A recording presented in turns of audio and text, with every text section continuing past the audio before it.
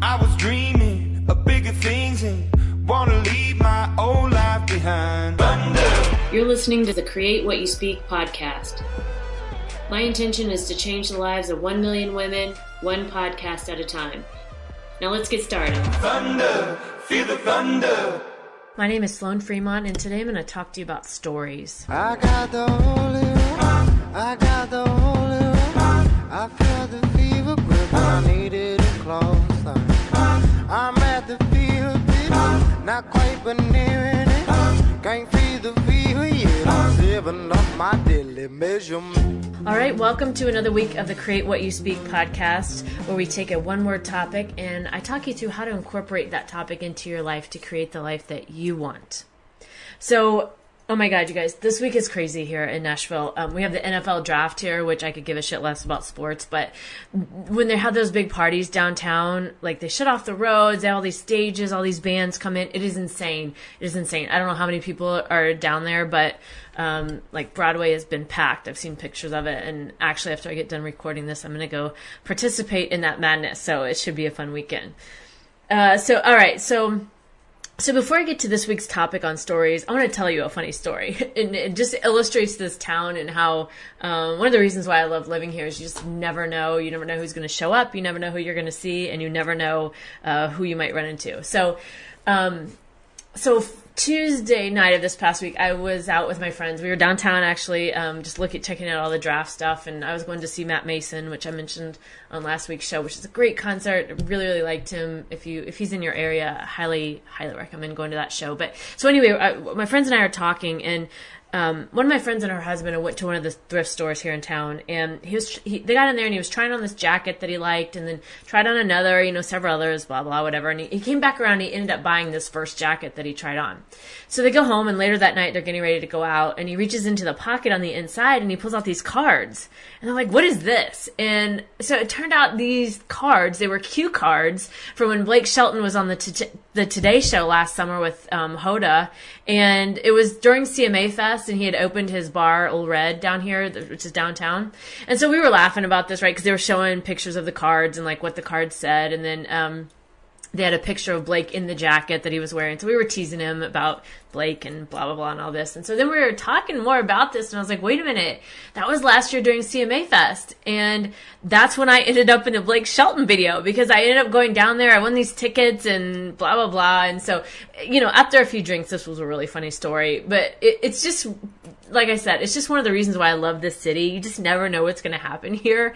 And it's just a really amazing environment. And I just thought it was funny because it's like you never know whose jacket you're going to buy, or, in my case, you never know whose video you're going to end up in. So anyway, that was funny. I thought that was something I wanted to share this week. And last week, so we talked about I asked the question last week, what am I manifesting this week? And last week I talked about better projects at work, right? Because I felt like, I could utilize my skill set better. And guess what? So this week, 2 new projects came around that are 100% suited for my skill set. And I get to work with 2 amazing people who I immediately clicked with when we first talked about the project. So I'm excited about that. And, the fact that my list making process worked for me once again.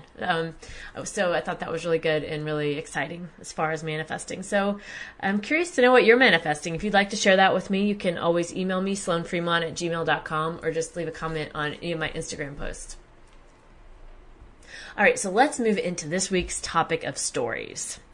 And what I mean by stories is it's those things that we make up in our minds that we are so sure of and we believe 100%, but we don't always stop to ask ourselves if the stories are true and if they're serving us in any way, right? So it's like we make up these stories, and by believing our own negative stories, we close ourselves off to possibilities, to people, to situations that come up in our life. And we do that because we choose to believe something that in the end may not actually be true. So to illustrate this, I want to tell you a story about stories. And I think you'll see what I'm talking about, because this is something we all do, right? This is like a human trait. So this is obviously not something that I've mastered myself either, which is another reason why I wanted to talk about it. But this week I was getting my hair done, and the person my hairdresser, we're like the same age. She's single as well. And so we always talk about what's going on in our lives. And we always give updates on the guy situation. And so she starts telling me about she met this guy who lives in her condo building and how they'd been hanging out pretty regularly for like 3 weeks. And then he went out of the country, but he was still texting her during this time. And when he got back, like in her mind, and I'm not saying she's wrong by any means, but in her mind, something changed. And he started acting differently. And he wasn't like as energized about her. And he wasn't offering to meet up as much. And she was upset about this because she really liked this guy. Like she liked hanging out with him. And so then she starts going on telling me this story about how she was just sure he went back to his ex-girlfriend that he used to live with, and now she was going to have to avoid him in the condo because she had to walk past his door to get to her building, and just how terrible this was, and like, oh my God, why did this happen? And it's fine if he doesn't like me, but he should just tell me. Like she said that probably 50 times in 20 minutes. Like, it's fine if he doesn't like me, but he should just tell me. And so before I go any further with this, though, I want to say it is always very easy to look at someone else's situation and offer advice and be able to have that, like, 2,000 foot view versus when you're in it and you get like the 1 foot view, right? So it's really easy to see that. And I also am very aware that it's usually those situations, like we have the same thing happening in our own life. And it's often, we don't see that. We can't see it in our own situation. And I'll get to that in a minute about how this ties back to in my own life and what I learned. But I didn't want you to think that concept was lost on me as I tell you the story. So, all right. So she's my hairdresser. She's going on about how this guy clearly doesn't like her. He went back to the ex and blah, blah, blah. And I said, well, so wait a minute here. Do you know this to be true? And she said, well, no. But he hasn't been home in the past 2 nights because I went and looked from my balcony and I can see into his condo. And unless he's been sitting in the dark, he's either avoiding me or he's just not home and he's probably back with his ex-girlfriend that he used to live with. And I'm like, okay, so let's talk through this a little bit. So what's his job? And she said, well, he's in sales. So we're like, okay, he probably doesn't work at night. But we don't know that, right? But we're just assuming. And so then as she's going on, she was talking about how he was supposed to get back from being out of the country like last Sunday, but she felt like he got back on Saturday, the day before, because he was asking her how late she was working, and she thought that was weird because if he wasn't going to be home, why would he ask her that question? And she thought he was asking so that he knew how to avoid seeing her, right? He could slip in and out and he wouldn't have to see her. That was her story. And I was like, wait a minute, like, again, hold up. You know none of this to be true. You're making up these stories and you have this like huge situation in your mind built up that you don't even know is true. And she kind of sat there for a minute and considered it. And she's like, yeah, okay. She's like, but why would he ask me when I get off work if he wasn't going to be home? And I'm like, I don't know. Maybe he's just making conversation. Maybe he's interested in what you're doing. I mean, who knows? But I think you're asking the wrong question here, right? You know none of this to be true, yet you've made up all these scenarios as to why this isn't going to work and why it won't work. And you said multiple times, right? It's fine if he doesn't like me, right? Like, it's fine if he doesn't like me. He should just tell me. So you're assuming the worst and you're setting yourself up for the worst and offering proof to yourself by only seeing the worst and making these stories up that you don't even know to be true. And she stood there actually, she's standing, and she's like, okay, you're right. I have been making up these stories and I do not know if any of this is true. And she's like, okay. And I could see like the wheels turning, right? And so I said, you just need a reset. Just tell him, say you want to reset and you want to talk in person, right? None of this texting bullshit that leads to assumptions and interpretations and more stories. And just tell him this stuff. Tell him you weren't sure what happened, that he seemed to change and he was acting different. And so as a result, you started to freak out a little and made up these stories and, blah, blah, blah. And she's sitting there nodding her head. She's like, yeah, you're right. You're right. So as she's doing my hair, she hands me her phone and she says, text him for me. I'm like, okay, like, what do you want me to say? And she's like, say that about the reset. So I'm typing, and I'm showing it to her to make sure she agrees before I send it. So I type, can we have a reset? I'd like to meet with you in person and talk. Like, that was the message I typed on her behalf to send to the guy. And like 15 minutes later, he writes back and says, yes, absolutely. Like, all exclamation points. And then he writes and says, I can't wait. I'm so looking forward to it. So I'm like sitting there like, okay, again, 100% knowing this is so easy to do when you're not the person in it, right?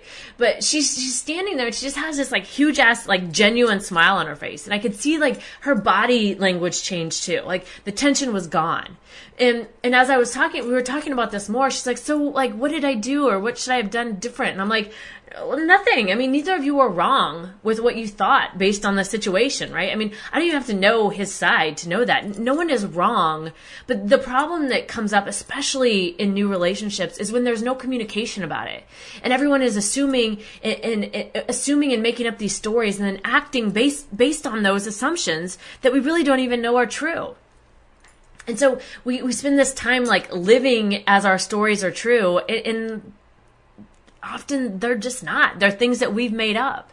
And, you know, I've said this multiple times in this show that, and this is not from me, this is from Abraham, but a belief is a story, or a belief is a thought that you keep thinking, right? So a belief is just a thought you keep thinking.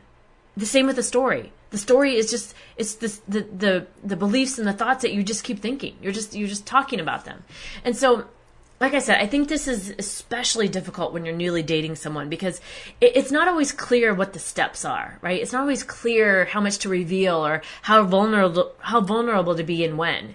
And I mean, obviously, like there's no manual for this, right? Like it's not like by day 5 I meet this person, I should, you know, act this way. No, that's not how it works. We all know that. But I do know from my own experience in dating and just what I've learned myself and what I've been you know, focusing on improving, is that most people have their walls up, right? Not everyone, but I think a lot of us enter new situations that way with our walls up, and we're guarded, and we want to be in relationship, but we're scared to death to get hurt. We don't want to do it one more time, right? Like, God, I can't take this one more time. And as a result, we keep our potential mates at arm's length. Not always on purpose, but we keep them. It's like we go back and forth, we push and pull and see how does this feel or how does that feel, all the while, you know, making up these stories. And I think, you know, the bottom line to be in a relationship, one has to be vulnerable. And often, you know, one of us has to go first, right? So, I mean, yes, there is the risk of rejection, the risk of the no response, the risk of the whatever you might be fearing. But if there's no communication and it's all these assumptions and stories, we're all going to keep doing this dance, right? And the dance partner is going to change, but we're doing the same dance when they show up again and again until we can break this pattern and stop telling these kinds of stories and believing our own stories to be true. And as I'm thinking about this later, as I left there, I'm wondering, like, why are we all allowing ourselves to indulge in these stories of things we don't want anyway? Right? Like, why do we keep perpetuating these stories of things that we don't want when we could easily flip the script and start focusing more on the things that we do want? And so I just think, I just feel like that we just got to stop these stories that we make up in our mind, and especially the assuming the worst. And we all do it, right? Like I said, it's all of us. And I talk about things like this for my own benefit, right? For my own clarity and my own, like, you know, bring myself to attention on the topic, right? And so after I talked with her, and, you know, I'm driving away after I'm getting my hair done, and she's, you know, she's texting with this guy, and it's all great, and she's all smiling and happy, and I'm sitting there and I'm looking at this in my own life, and I'm like, okay, yeah, so this just happened to me too, right? I just did this, you know, a couple of days before that. I recently met a guy. We went out a couple of times, and we had a great time, and I liked him, and I wanted to see him again. But I wasn't hearing from him like I thought I should, right? So I started making up the fucking stories, and I'm not even going to tell you what those stories were because I don't want to re-energize them, because there's no value in that, right? But I was doing the same thing. And you hear me say that a lot on here about not retelling the stories because I don't want to re-energize them. And I think that's really important, because when we tell these stories again and again and again, we're adding energy to them. We're energizing them. We're getting momentum, and it's not the momentum that we want. And it's when they're bad stories, especially, that's not what we want to do. And so as I talked with her and I was working through this in my own mind, I realized that's what I was doing in my own life. And so I had to readjust my story too and realize what I was doing, and not only what I was doing, but more importantly, what it was doing to me. Right? It was making me feel like shit. So I stopped the story. I know the guy was sick. Okay, so big deal. He's sick. He's getting over it. You know, that's it. End of story. There's nothing else to it. There's nothing else to make up about that, right? So to me, it's time to tell a better story. And again, giving my own self this advice too. And I think that's really all it takes. It's just a readjustment to start telling better stories, or, maybe sometimes don't even tell the story at all, right? Like what I said with the guy, he's sick. That's it. There's no more story to tell. And we can just as easily tell a negative story as a bad one. So why don't we just make it a practice of telling a better story? So how do we do that?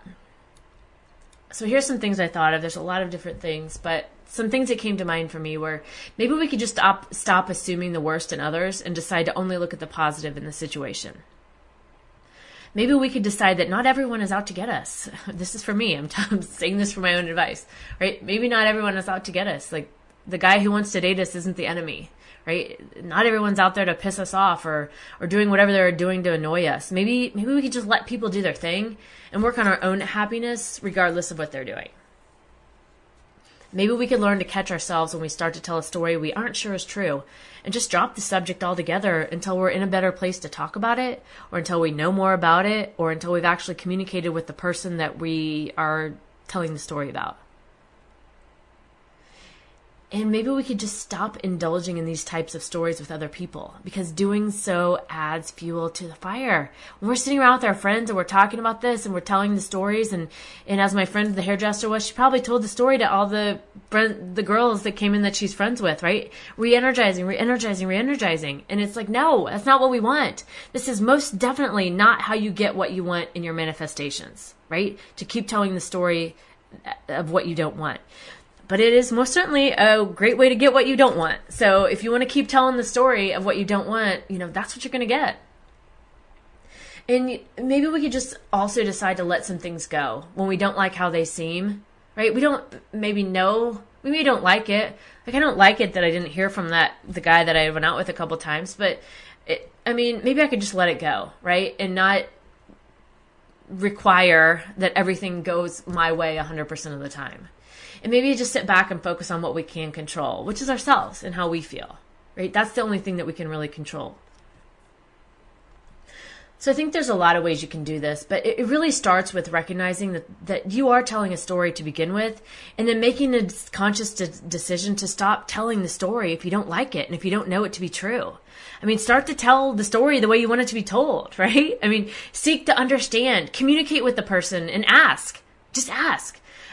You can ask from a place of love and understanding and let your guard down a little bit. And when you do, I know I found in my own life, I've been surprised at what the response was. And I know my friend was. I can guarantee you she was 100% not expecting that guy to write back and be like, absolutely, exclamation points, right? Exclamation points are key to this, right? That any girl knows in deciphering a text message, the exclamation points are key. But I think that, back on my friend, it was really a beautiful thing to watch that transformation in her and see her really lay down her armor and realize, maybe it wasn't actually what she thought it was, and be open to something different. So as you move forward this week, I've got some questions here that you can use when situations like this come up and you find yourself, starting to tell these stories to yourself. So, question everything. I think this is good. It's actually a fun rule in life for anything, to question everything, and not from a mean or rude way, right? But just from a curiosity, or just from an interest level, okay, why? Why is that done that way? Or why do you think that way? Or whatever. But I think, when you question what you think, especially, it's like you have to learn to be, and you have to be willing to call yourself out on your own shit with this, right? Not from a self-destructive way, but just from a way that you can grow and expand. Because anybody who's dealt with this, this story scenario, it's this kind of behavior gets exhausting. It really does. And so we have to find a new way to approach it. And I think approaching it from a way of growth and expansion helps take the, makes it a little more fun and not as negative and rigid. Okay, another question. Is this really true? Has someone spoke the exact words to me that I'm in the story I'm telling? My friend, he doesn't like me. He went back to his ex-girlfriend. Do you know that to be true? Well, no, I don't. Okay, then why are you telling that story? If you don't know it to be true 100%, you shouldn't be telling the story. And if someone has not spoken those exact words that you're telling, it's time to revisit the story and tell a new one. And that leads me to this next question that's a great one to ask is, what other possibilities exist? Right? What other possibilities exist? Often we are so narrow in our focus. We think it can only be one thing.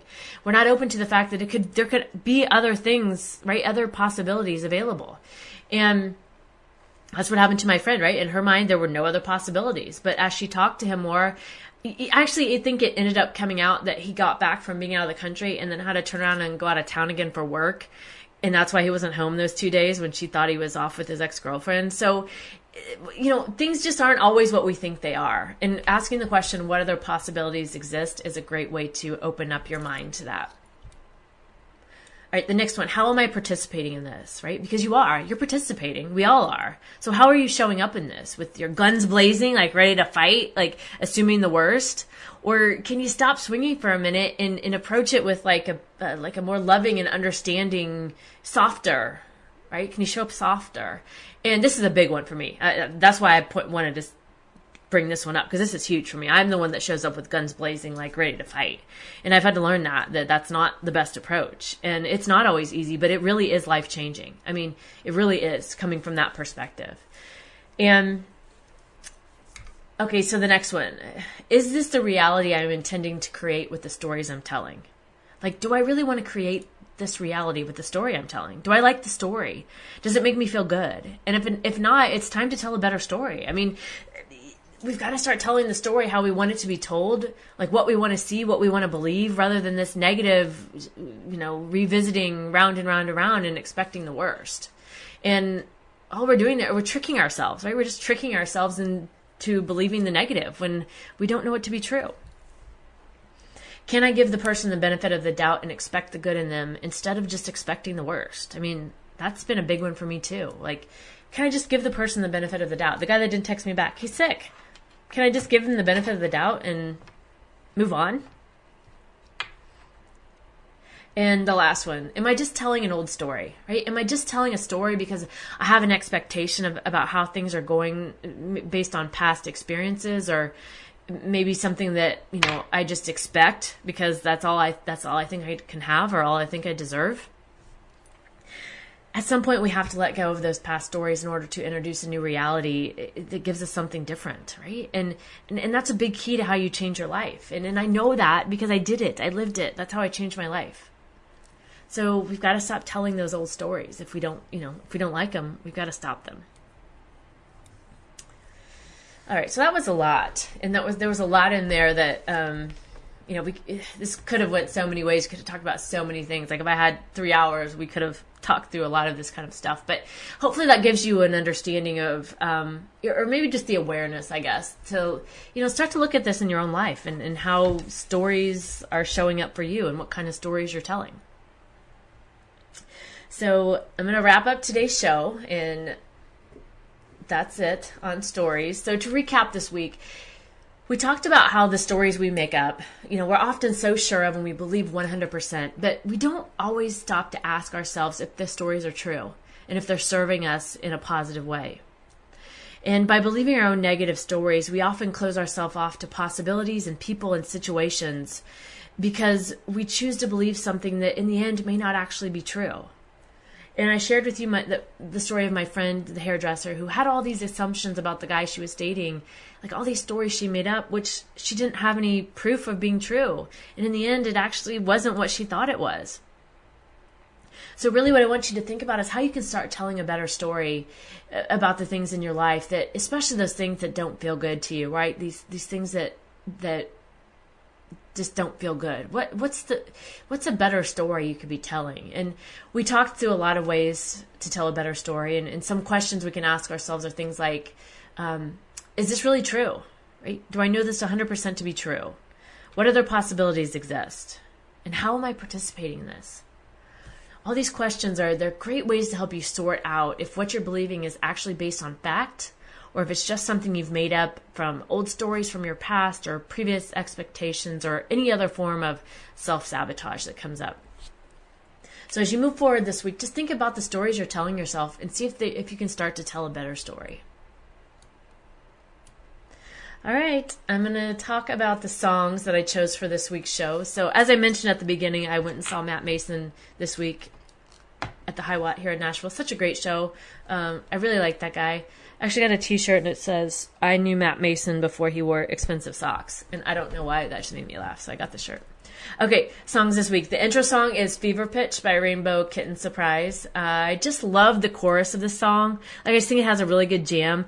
And in the video, all the cowboys are dancing, and I don't know, it's just fun. I've linked to the video in the show notes, so be sure to check that out. So, intro song, Fever Pitch by Rainbow Kitten Surprise. Outro song is Lucy by Bryce Fox. So the chorus goes, if your name was Lucy, I'd put Lucy in her Lucifer. My God, what in the devil, bring the animal right out of her. If your name was Lucy, I'd put Lucy in her Lucifer. I don't know. I just thought that was funny. I like the jam of this song too. I'm not really familiar with this guy. I didn't look him up before the show, but Lucy by Bryce Fox. All right, that's it for this week's show on stories. I would really love to know your thoughts and what you think, what questions you have. Feel free to email me, sloanfremont@gmail.com. Visit my website, sloanfremont.com. You can also find me on Instagram at sloanfremont. And if you like the podcast, please remember to subscribe, rate, and review it in iTunes so more people can find me. Abracadabra, now go forth and create what you speak. If your name was Lucy, I'd put Lucy